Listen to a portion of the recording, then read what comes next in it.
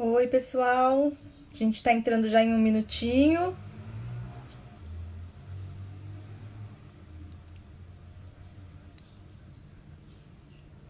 Tô só aguardando a Lica entrar, pedir para entrar.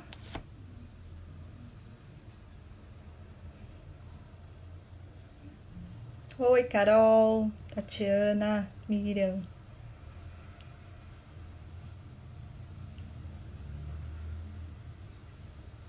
Oi, Luca.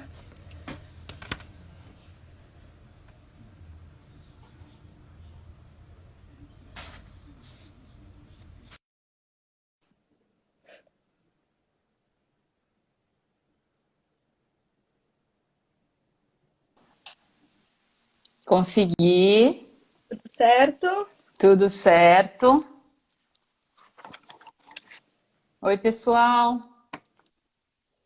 Plena sexta-feira, hein? Olha, não deu nem passei um negocinho aqui. Corri para passar um batom e tirar o pijama, né, gente? Estava bem arrumada até poucos minutos atrás. Mas você viu que eu fui passar um pó, né, para parar esse brilho na testa. Eu A passei. Renata mandou, a Renata mandou passar o pó. Ixi, Maria. Precisei arrumar o cabelo por enquanto. Boa noite a Boa todos. noite a todos. Muito bom ter bastante gente aqui com a gente já. A gente já pode começar, será? Acho que já temos um Acho bom que número de sim. pessoas. Então, primeiro, agradecer a participação de todo mundo e também pelo impacto que teve aí o podcast, que as pessoas têm dado um feedback super bacana. Então, se você que está entrando agora ainda não nos escutou, ontem a gente fez o lançamento do podcast com a primeira gravação bem informal para contar um pouquinho a história do Keep Swallowing e a gente vai seguir com pílulas de ciência em deglutição agora, né? Então, é mais uma possibilidade da gente poder aprender e trocar experiências de uma forma leve, divertida e muito séria. E hoje nós temos o nosso Journal Club 2, né, que nós fizemos a seleção aí também pensando um pouquinho ainda nesses tempos de Covid, as questões respiratórias que serão aí algo para a gente pensar como consequências provavelmente a médio e longo prazo desses pacientes mais graves. E a gente encontrou um artigo, não tem a ver com a doença, mas pensando na relação da deglutição com a respiração. É um estudo de revisão sistemática. Nós fizemos, como era um artigo em inglês, o outro artigo foi em português, então, para facilitar um pouquinho, o feriado, nós encaminhamos um resumo hoje, né?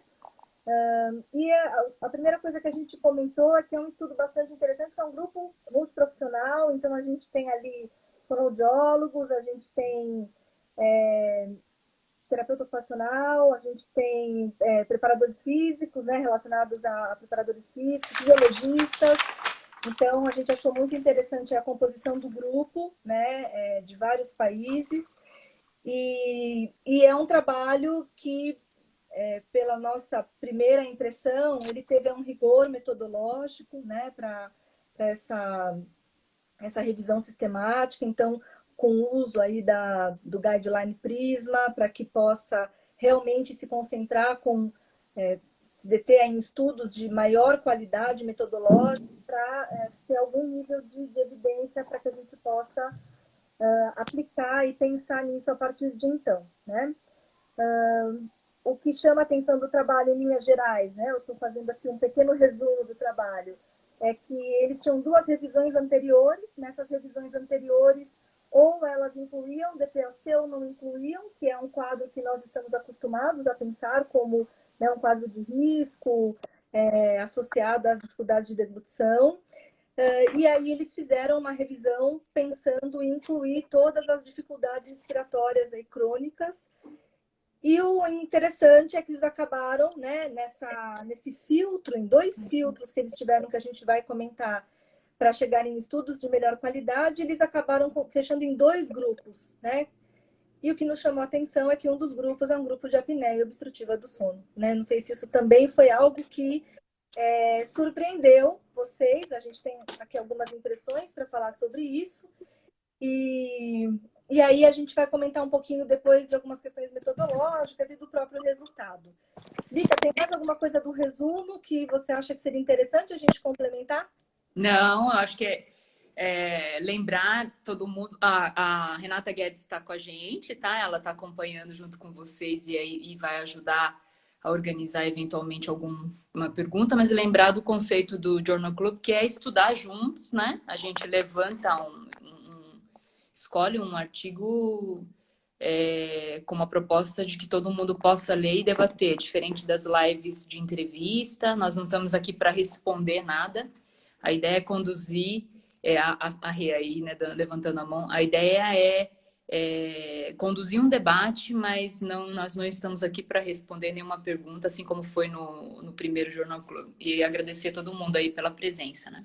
E dizer que dessa vez, como a live só permite 2 pessoas, a Rê está no bastidor, dando um super suporte aqui para a gente. E também já encontrou com a gente um pouquinho antes, discutiu algumas coisas. Rê, qualquer observação aí que a gente tenha esquecido, você, por favor, faz a complementação, tá bom? Então, vamos lá. Alguém quer fazer algum comentário geral do artigo? Alguma impressão geral? Se ficou surpreendido? Se achou que foi bem conduzido também, do ponto de vista metodológico? Vamos fazendo. Podem passar as perguntas aí para a gente selecionar e colocar aqui para o grupo, tá? Se o pessoal perder na lista. Mas acho que vamos começar com alguns pontos, né, Marina? Isso. Um aspecto você já comentou, que essa parece ser multi-institucional e parece ser multidisciplinar, né?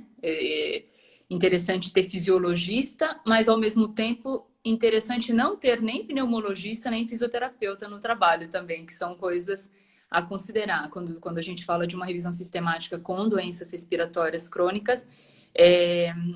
Pensar em quais foram os critérios de fato para selecionar estudos que consideraram doenças de fato crônicas respiratórias como base.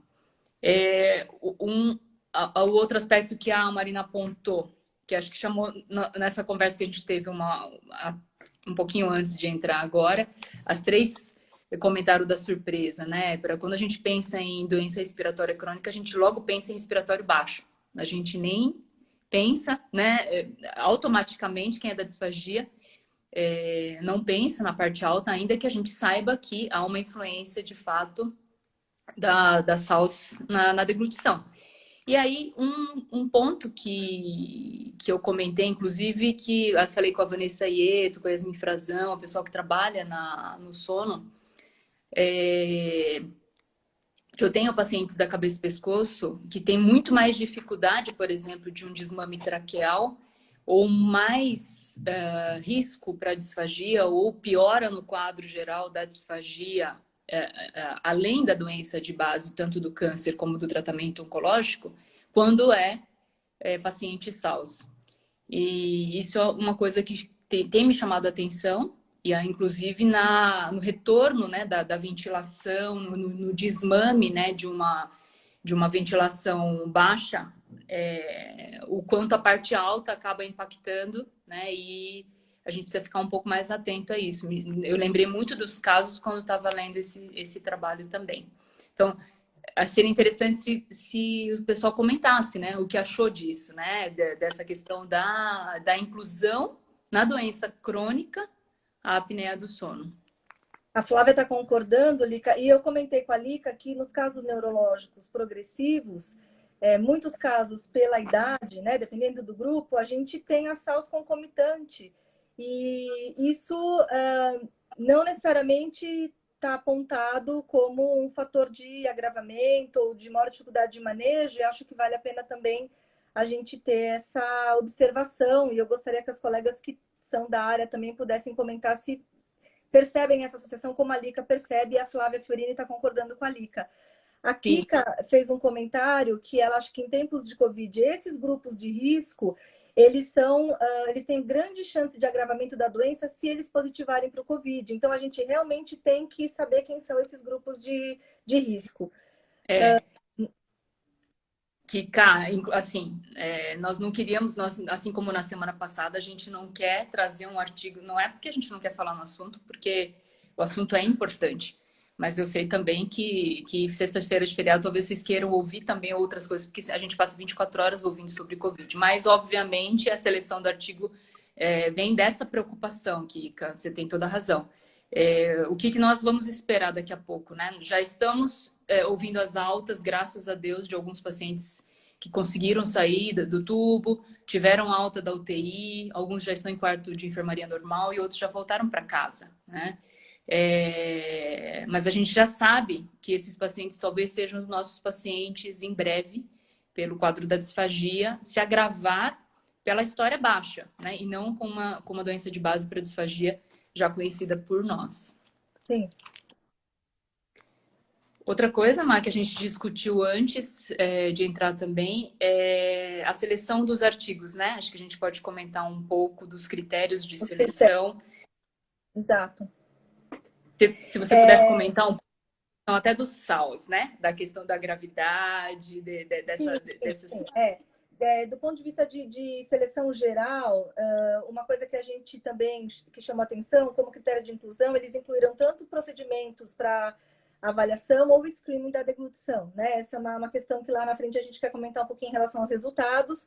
E de critérios de exclusão, a Lica levantou um ponto que eles excluíram artigos em outras línguas que não em inglês, né? Claro, a gente sabe que a maioria é em inglês, mas poderia ter alguma coisa em espanhol, alguma coisa que pudesse trazer e de ser de qualidade, né? Mas, de fato, eles fizeram essa exclusão e são só artigos em inglês. Em relação à questão das SAUs, que a Lica está comentando, quando eles separaram esses artigos, né, de SAUs relacionados com as alterações da função da deglutição, eles tinham pelo menos 3 critérios de classificação da apneia, né, da síndrome de apneia obstrutiva.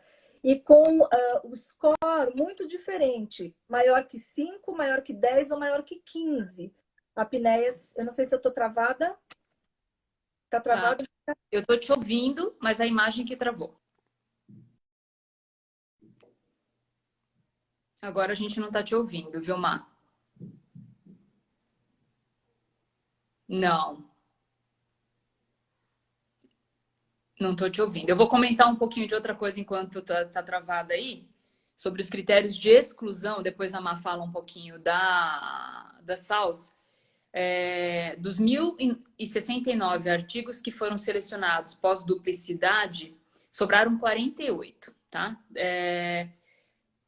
Aí, desses 48, dentro dos critérios de inclusão, que era analisar pacientes que... estudos que tinham relação entre doenças respiratórias crônicas e deglutição, eles selecionaram entre os 48, excluíram refluxo, pacientes que eram refluxadores, pacientes que tinham doença de base para disfagia já conhecida. Só a Marina que vocês não estão ouvindo ou não estão me ouvindo também? Pessoal, só para me avisar se eu... Só a Marina que está sem som. Você está sem som, mas agora a imagem está normal. Parece que sim, né? A Gabi está falando aqui. Ok. Você quer sair uma vez e voltar, Má? Quer sair uma vez e voltar? Vamos desconectar uma vez, então? Desliga.